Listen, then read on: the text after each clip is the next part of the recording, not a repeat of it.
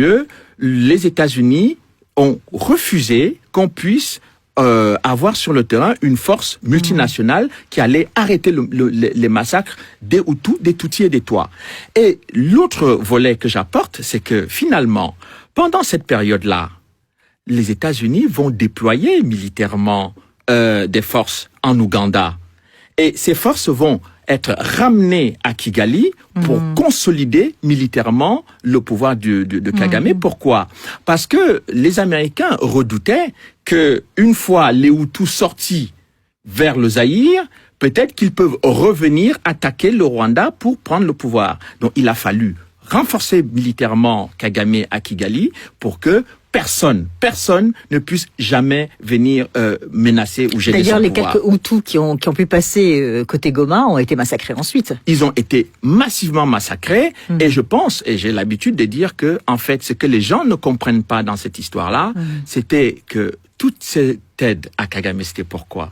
C'était pour obtenir les mines de coltan et des diamants à l'est du Congo. Parce que les gens ne comprennent pas. Et, bon, on reste sur le massacre, etc.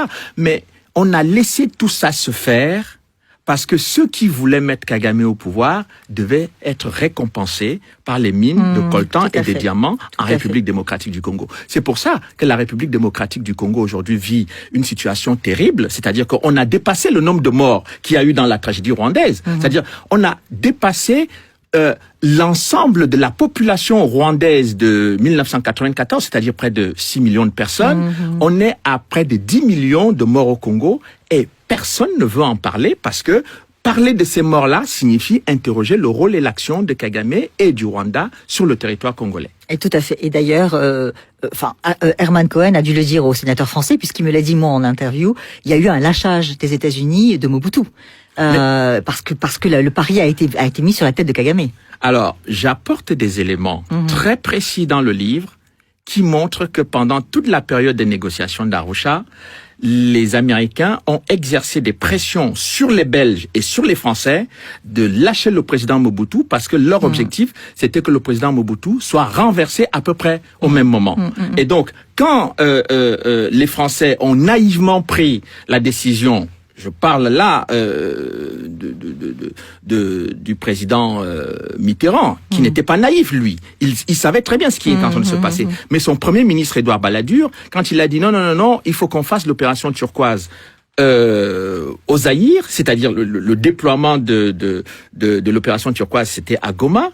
Mais le premier ministre Balladur n'a pas compris que, en fait, Goma était l'aéroport international du trafic de diamants et de coltan que ceux qui avaient placé Kagame au pouvoir allaient utiliser après pour exploiter les ressources du Zaïre. Voilà la stratégie qui a été utilisée. Et quand on ne comprend pas cette interaction entre les mines de coltan et de diamants et de tous les minerais de l'Est du Congo, on ne comprend pas ce qui se passe sur ce on va appeler le génocide au Rwanda. D'accord, oui. Alors justement, donc pour résumer, ce que votre livre apporte, la vérité sur l'opération turquoise, c'est donc la dimension géopolitique. Si la dimension géopolitique, c'est qu'on comprenne que la prise de pouvoir de Kagame est liée au renversement de Mobutu, puisqu'en 97, c'est Kagame qui vient renverser le maréchal Mobutu avec l'aide des États-Unis et de l'Ouganda. Qui, soit dit en passant, beaucoup de Congolais ont toujours soutenu cette thèse et ne sont pas du tout entendus jusqu'à présent. Mais aujourd'hui, ils ont des éléments de preuve. C'est-à-dire que, je vais encore beaucoup plus loin que ça.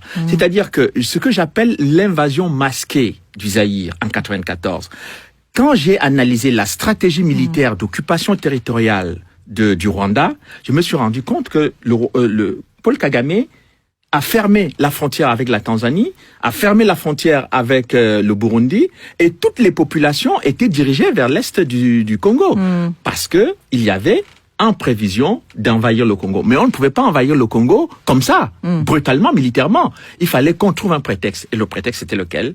Qu'il y a des génocidaires qui sont réfugiés à l'est du Congo. Tout à fait. Et depuis plusieurs années, les génocidaires se trouvent autour des mines de diamants et de coltan de la République démocratique du Congo, dans lequel on trouve de nombreux rapports des Nations Unies qui démontrent que le Rwanda pille les richesses du Congo et vend le coltan à Kigali.